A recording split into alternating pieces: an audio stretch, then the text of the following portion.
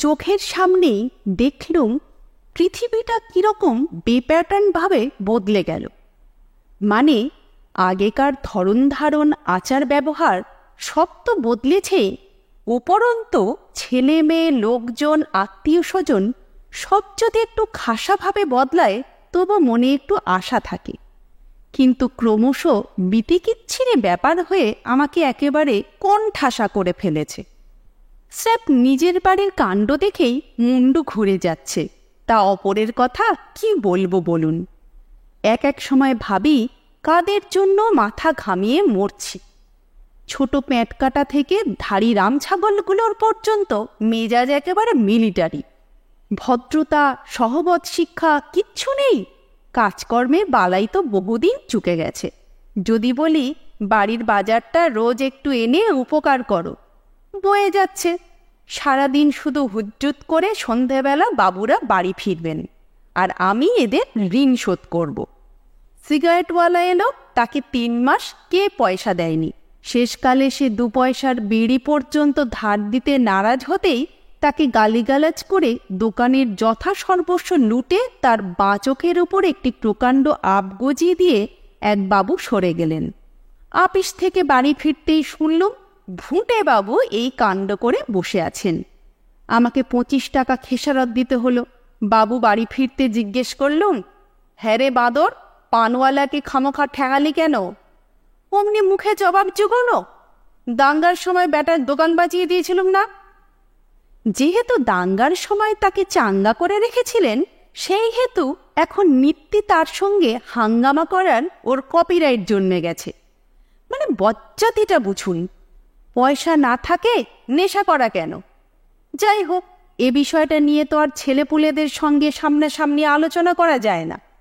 গিন্নিকে বললুম, আচ্ছা তোমরা ছোড়াগুলোকে ওগুলো খেতে বারণ করো না কেন? তিনি খিচিয়ে বললেন, বয়সকালে ছেলেপুলেরা ওসব না খেলে আর কবে খাবে? তার আবার বলবো কি? বলে আজকাল কত মেয়ে তো ওইসব খেয়ে ভুস্সিনাশ করে দিচ্ছে, ওরা তো ছেলে। আমি খেপে উঠে বললুম, কবে নেহি 2-4 জন হাই জাম্প দেওয়া মেয়ে সিগারেট টিগারেট হয়তো খেতে পারে, তা বলে কেউ বিড়ি টানে না। তিনি বলে উঠলেন, আজ না টানলেও পয়সায় টান পড়লে 2 দিন পরে ওরাও টানবে। এই নিয়ে চুলোচুলি। শেষে তিনি ঝংকার দিয়ে বলে উঠলেন, বেশ করবে, খাবে।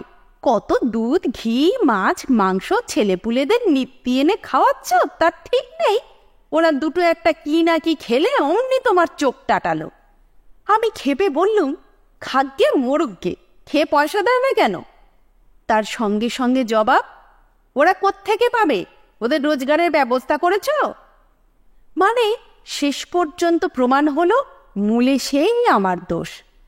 দোষ তো সংসারে শ্রীদুর্গা ফাদা অবধি পড়ে আসছি, তা আমিও হাড়ে হাড়ে কি আর বুঝছি না?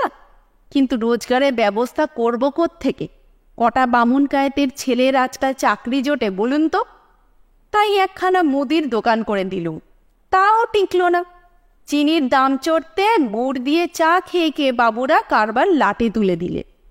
এছাড়া দুপুরবেলার ঘুম আছে, দোকানে কেউ যেতে পারবেন না, বিকেলে সিনেমা।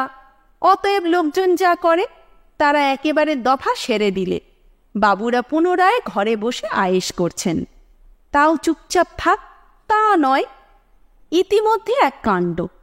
সেদিন দেখি হুড়কোর পেছন পেছন মোড়ে চাওয়ালা হাঁ হাঁ করে ছুটে আসছে। কি ব্যাপার কি ব্যাপার? শোনা গেল বাবু রোজ 6 কাপ করে চা খাবেন, দাম দেবেন না। সেদিন সে বাকি পয়সা চেয়েছে, অতএব আর যায় কোথা? হেড়ে হেড়ে করে তার কেটলি শুদ্ধ বাড়িতে টেনে নিয়ে এসেছে। আমি আবার তার গায়ে হাত বুলিয়ে চায়ের দাম, কেটলি সব ফিরিয়ে দেওয়ার ব্যবস্থা করি, তাই রক্ষে।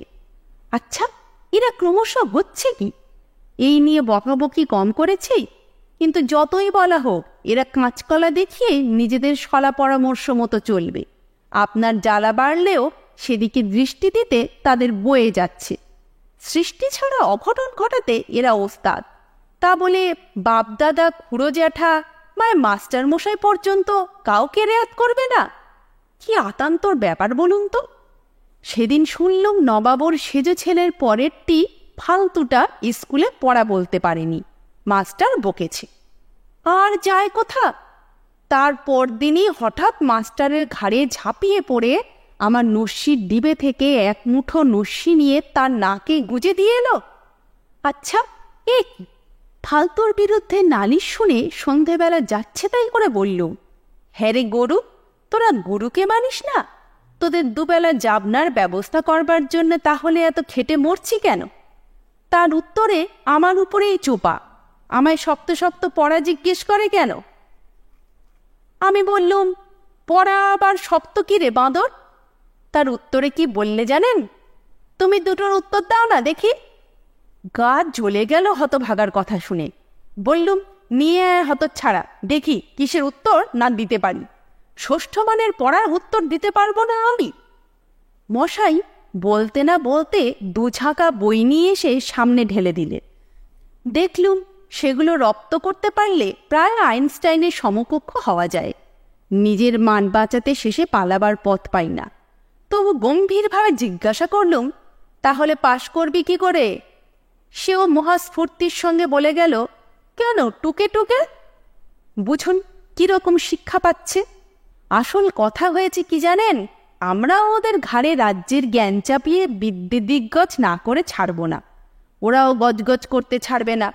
ফলে অবিরত গজকচ্ছপের যুদ্ধ বাঁধছে। এক মুহূর্ত সুস্থির থাকা কুষ্ঠিতে লেখেনি। তাই দেখুন স্বগোষ্ঠী আমি মারা পড়তে বসেছি।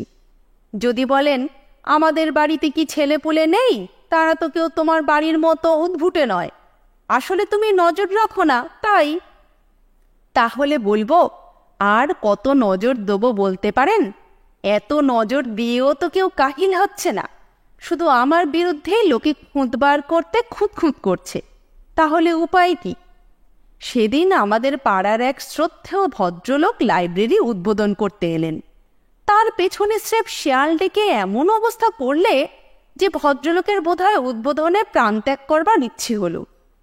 এ কার্যের নাটের গুরুটিকে সংবাদ নিতে গিয়ে শুনল নবাবর ছোট ছেলে ল্যাংচা। পরে দেখা হতে জিজ্ঞেস করলুম, হ্যাঁ রে গর্ধব, এরকম করলি কেন? উত্তরে শটান বলে গেল, ও যে অনেক ভালো ভালো সব কথা বলছিল, তাই বেটাকে বসিয়ে দিল। অর্থাৎ এই যুগে এদের কাছে শ্রদ্ধেয় ব্যক্তি এসে ভালো কথা বলতে গেলেও হয় এরা শেয়াল ডাকবেন, নয় পেছন থেকে গাঁটটা মেরে বসিয়ে দেবেন। অভিজ্ঞতা মশাই, অভিনব অভিজ্ঞতা আমায় অর্জন করতে হচ্ছে। লিসন চ্যানেলে আজকে শুনলেন বীরেন্দ্র কৃষ্ণ ভদ্রের লেখা ছেলেপুলের পরিবর্তন।